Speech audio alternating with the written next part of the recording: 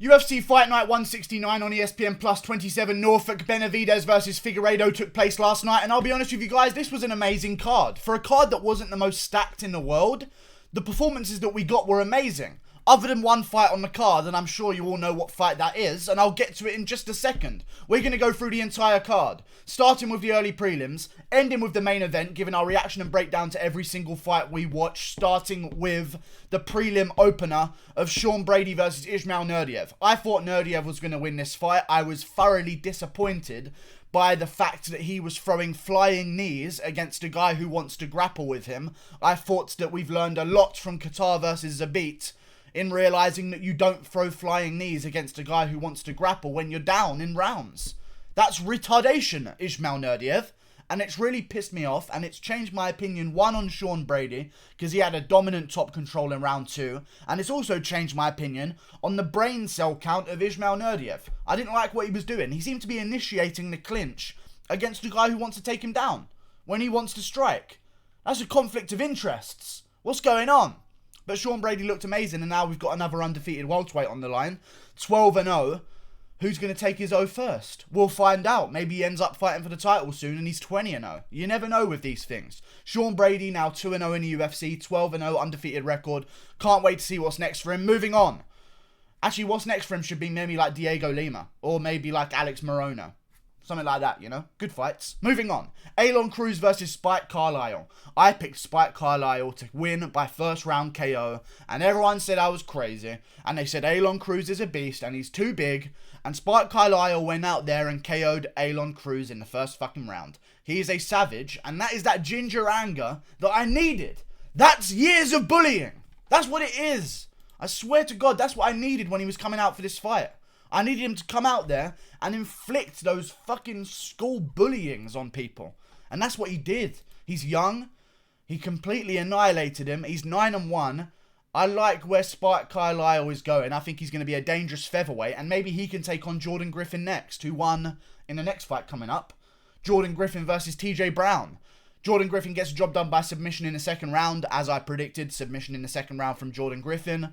You know, I hate to say I told you so, but I didn't really see this one coming. I mean, TJ Brown really did dominate the fuck out of Jordan Griffin, which did worry me at the beginning because, you know, I thought Jordan Griffin was a lot better than that. And I thought that TJ Brown was a little bit worse. But TJ Brown kind of destroyed him in those first few rounds and just completely out-grappled him. Like, there was no 10-8s, but he was controlling the fight quite easily. And then Jordan Griffin, by the way, if Jordan Griffin was Arnold Allen, the fight was over 5 times.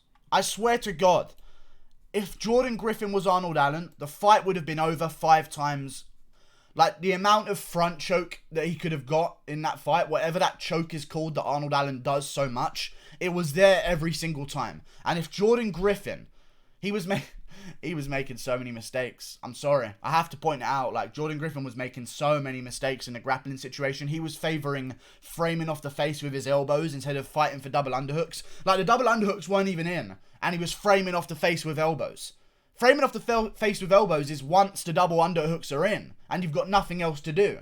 Like, if the over-under attempt is possible, you go for it. You know, like, Jordan Griffin really did make me realise why he's on a 2-fight skid right now, I'll be honest with you guys. But moving on. Luis Pena versus Steve Garcia. Amazing fight. And as I said, Jordan Griffin should probably face Spike Carlyle next. That's what I want to see. But Luis Pena versus Steve Garcia.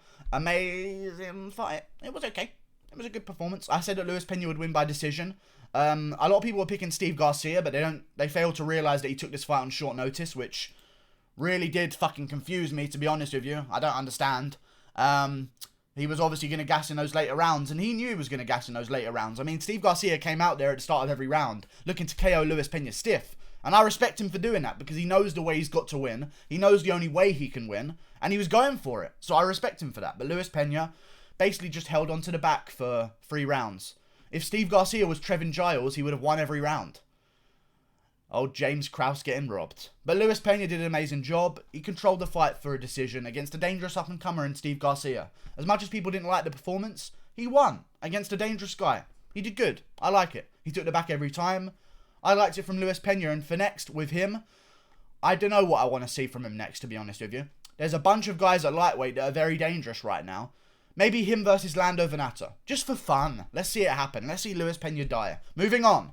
Marcin Tybura versus Sergey Spivak. I picked Spivak to win. He was I'm not going to say pissing me off. But he was kind of annoying me because he just didn't seem urgent enough. Like, he had the size disadvantage here massively because Marcin Tybura is obese. But I just thought as though Sergey Spivak would be a little bit more urgent and powerful and explosive in those clinching moments. But you know what? Marcin Tybura put his weight on him. He just smothered him a little bit, you know. Sergey Spivak was doing well on the feet. Marcin was landing some shit as well, but they were just a little bit slower than Spivak's attacks. It was a shit fucking performance from Spivak, what can I say? I expected way more out of him. He was making many mistakes in the grappling as well. I know I can't sit here on the sidelines and dictate, but I can watch a championship level guy do certain things in grappling scenarios, and I can watch Sergey Spivak do none of them and determine that he doesn't know what he's doing in certain situations. That's what I can do from the outside. And that's what I saw. I hope Spivak bounces back. Maybe save Spivak right now for like the loser of Greg Hardy versus Jorgen De Castro. Sounds good to me. Maybe just throw him to Justin Tuffer and see what happens there. Who knows? We'll see what happens. But Marcin Tybura got a big win. So I don't know what you want to do with him. He can be a layup. Oh no, Marcin Tybura versus Sergey Pavlovich in Russia. Done. Done. The next Russia event, maybe even Kazakhstan, Marcin Tybura versus Sergey Pavlovich. Make it fucking happen, Dana. Moving on. Brendan Allen versus Tom Breeze. I said Brendan Allen would win by first round TKO. People call me crazy. They say that Tom Breeze is amazing. Tom Breeze is also coming off a very long fucking layoff. And I saw that mile away. And I thought he was going to be a little bit rusty. And a rusty he was. Because he was not loosey-goosey on the feet. I'll tell you that. Brendan Allen came out there, switched on from the beginning, and just beat up Tom Breeze. A lot of people had a problem with the stoppage, other than Tom Breeze. So, if Tom Breeze doesn't have a problem with the stoppage, I believe Tom Breeze. To be honest with you, I like Tom Breeze's reaction to the stoppage. That's a healthy reaction. That tells me that the ref did a good job there. Maybe we don't see what the ref's seeing in that situation. Much like another fight on this card that I'm going to get to in a second. Don't you worry about that. But Brendan Allen comes out there, gets a big TKO in the first round. Great performance.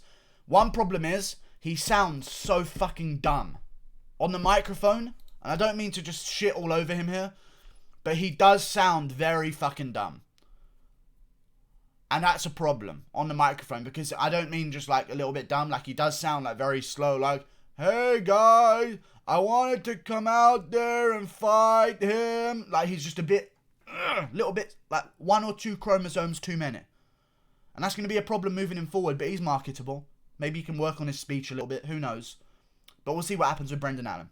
I want him to go on and maybe take on a guy like the winner of Carl Roberson, Makhmud Muradov, or maybe we can see him take on the winner of Deron Wim versus Gerald Meerschaert and bring him up a little bit more slowly. Maybe he can take on the winner of Marvin Vettori versus Darren Stewart. I doubt that will happen. That last idea was maybe the worst one I've ever had. However, it was a good fight. Good performance from Brendan Allen. And for Tom Breeze, join the rest of the losing middleweights. Maybe Brendan Allen can take on the winner of Eric Anders versus Krzysztof Jotko. That's another good fight. There's loads at middleweight right now. We'll see what happens. Gabriel Silva versus Kyler Phillips. I did not think this should have been the main event of the prelims. I thought Brendan Allen, Tom Breeze should have been, if not on the main card. However, after watching the fight, I get it. They were very good. They were very good young prospects, and clearly the UFC saw something in them that I didn't quite see, because they were very good fighters. Honestly though, Kyler Phillips is a very good fighter. I thought because he was 7-1 and Gabriel Silva was 8-1, it was going to be a little bit of a problem. He was 6-1, sorry, Kyler Phillips. But he looks good. Good positions, good damage from every position. He was very quick on the sprawls as well from the takedowns of Gabriel Silva. Gabriel Silva, dog tough as well in bantamweight division. I just feel like there should be a new rule. And maybe I'm the only one. But I feel like there should be a new rule where if both guys are making their debut, the loser doesn't get into the UFC. Because that leaves a bad taste in my mouth when I see them perform next. Because I know that this guy's lost his first fight. And it's like when I get it when one guy comes in and he's facing a guy who's already in the UFC for his debut and he loses. But when 2 guys are making their debut, it's kind of like the Contender Series, but just on ESPN+. You know? So I kind of feel like Gabriel Silva shouldn't be in the UFC. But either way, Kyler Phillips got a big win. There's a bunch of bantamweights to go round, including Journey Newson is a bantamweight, I believe.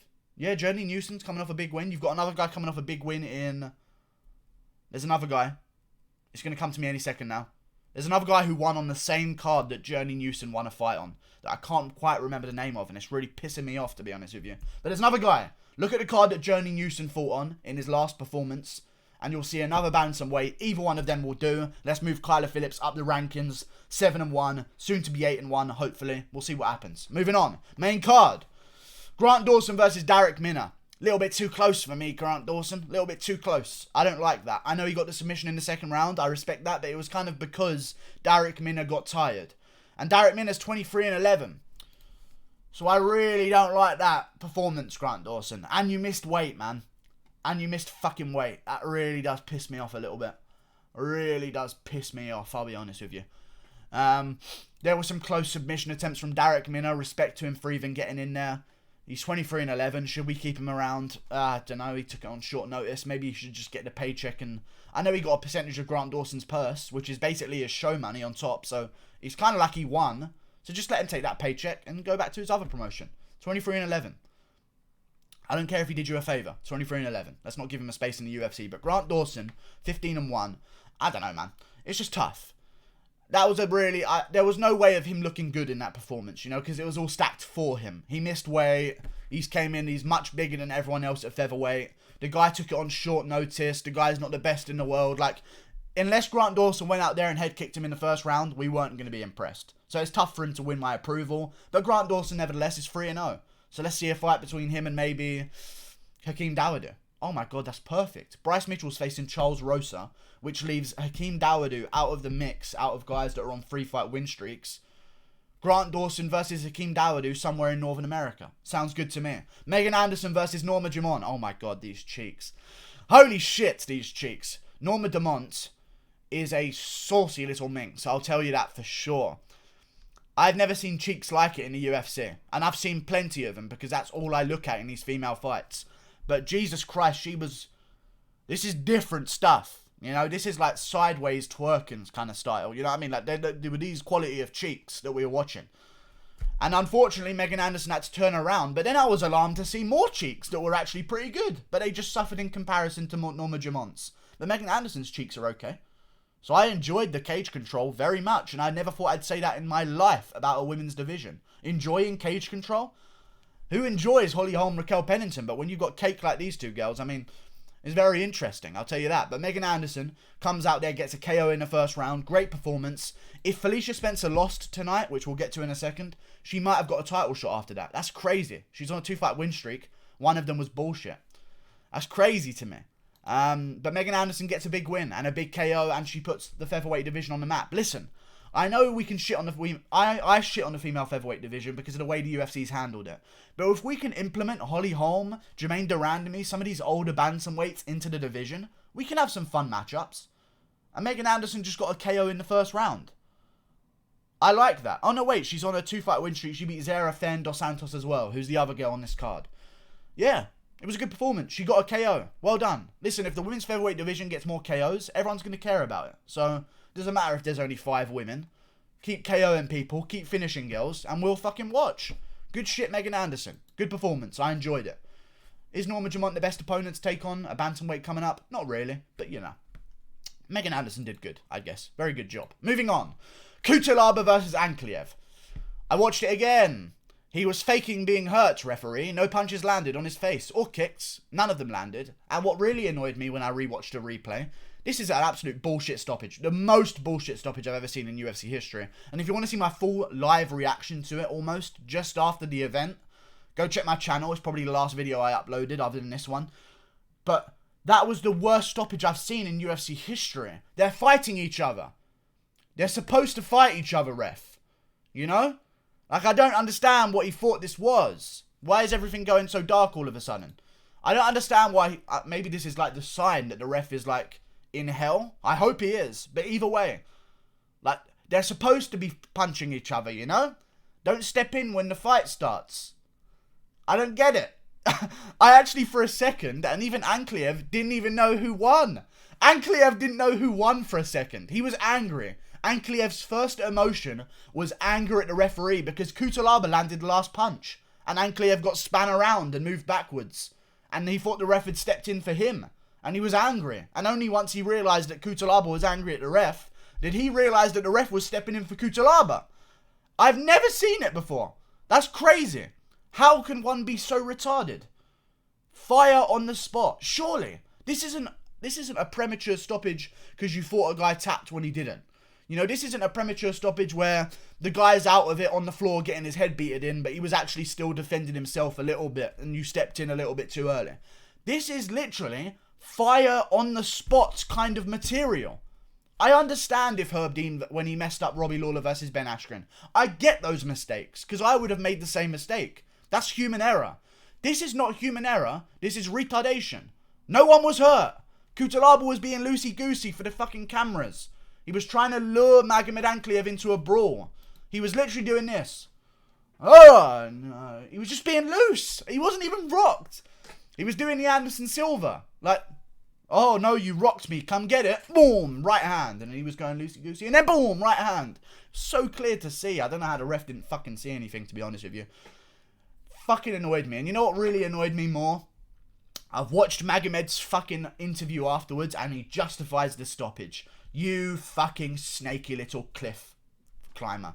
You bitch. I almost said other stuff, but that was dangerous. Anyway, pissed me off Magomed Ankalaev, I'll be honest with you. By the way, my lighting is broken in my room.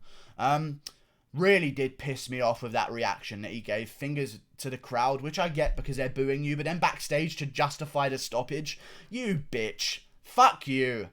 How dare he? I was actually willing to sort of coincide with Magomed Ankalaev and sort of be on his team and be like, yeah, it's not his fault, it's the ref. But he comes out and says that the fucking stoppage was good. You know those kicks didn't land.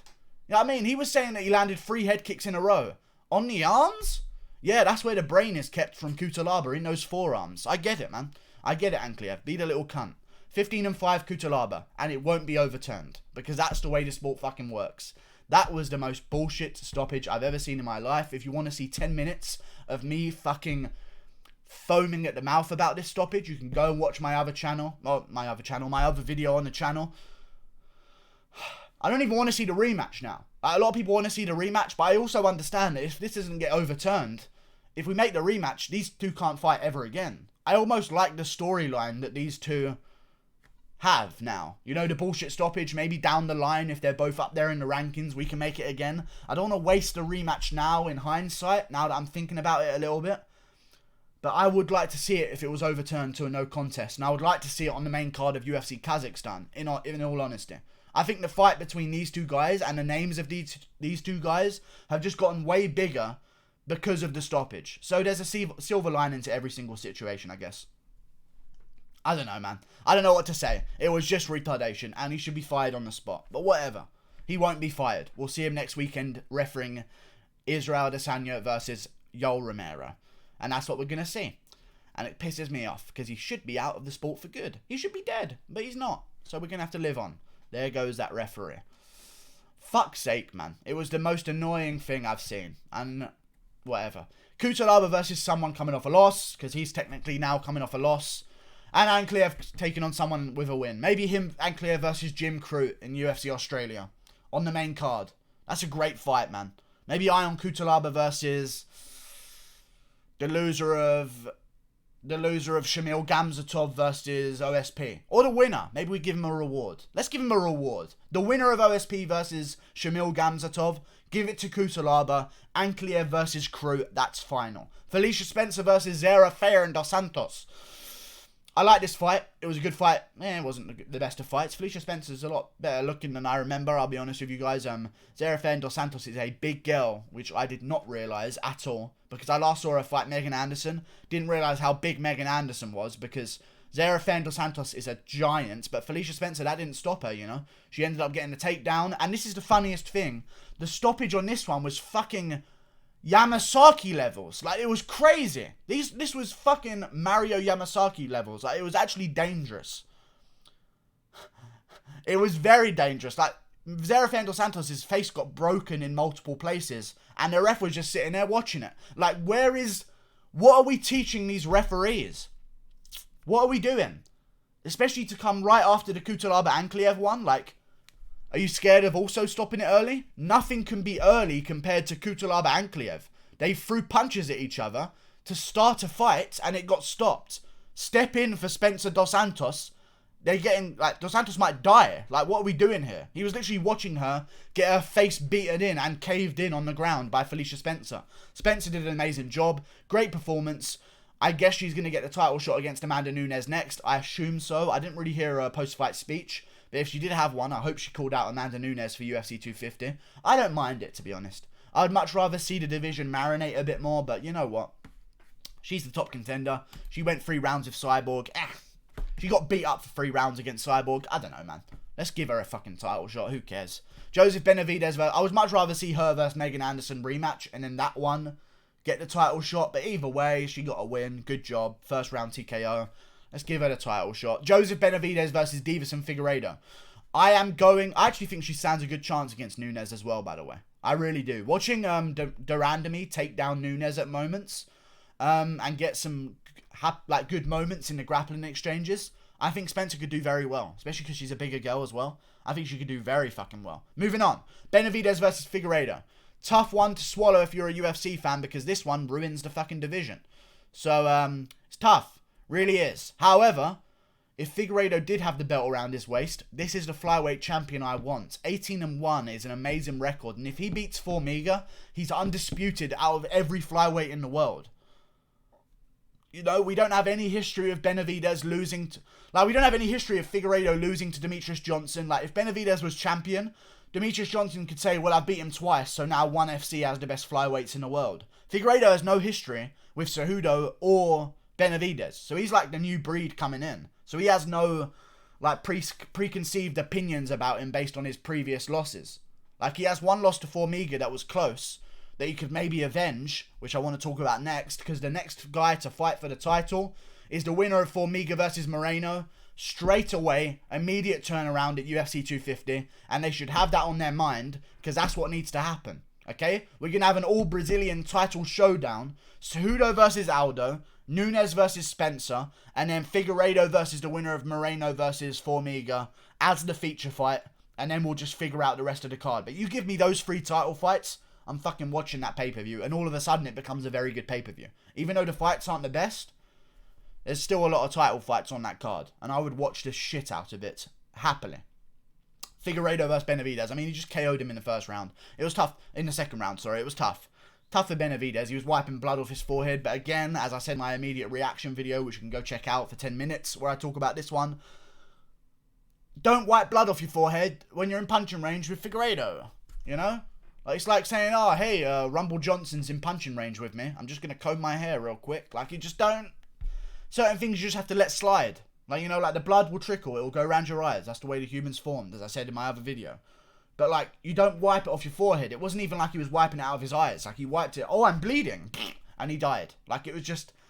It was silly moments from Benavidez. I actually do believe that Figueiredo may have won this one anyway. Because he started to time Benavidez. And even after that headbutt, even if Benavidez didn't get KO'd by that shot, I still think it would have been a problem that would have led to the end of the fight anyway. Because even before Figueiredo landed the KO punch, he was ripping to that body hard against Benavidez. And he was doing it a lot throughout the fight, which may have taken away my probability of thinking that Benavidez would take over in those later rounds. Because if Figueiredo's working the body so much, he ain't going to have that energy. Figueiredo, make weight, UFC 250, you versus the winner of Formiga versus Moreno for the vacant belt. Please just make weight, make fucking weight this time, man. Because it does leave a sour taste in my mouth that you've just missed weight and KO'd Benavidez, who's never missed weight. I've never done a foot wrong in his career. He may have missed weight once, but he didn't miss weight tonight, is what I'm saying. Okay, and he needed this belt for his legacy.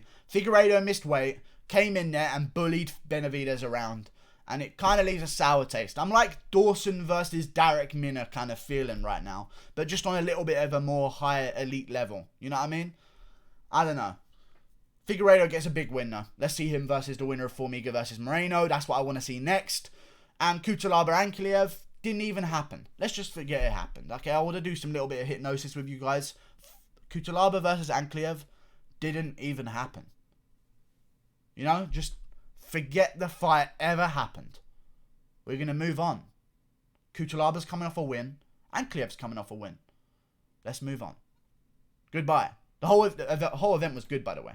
Oh yeah, my predictions for the main card. I said Grant Dawson would win by submission. He got it done. I said Megan Anderson will win by finish in the first round. She got it done. I said Cutelaba would win by finish in the first round. He kind of got it done because it was finished in the first round and Cutelaba landed the last punch.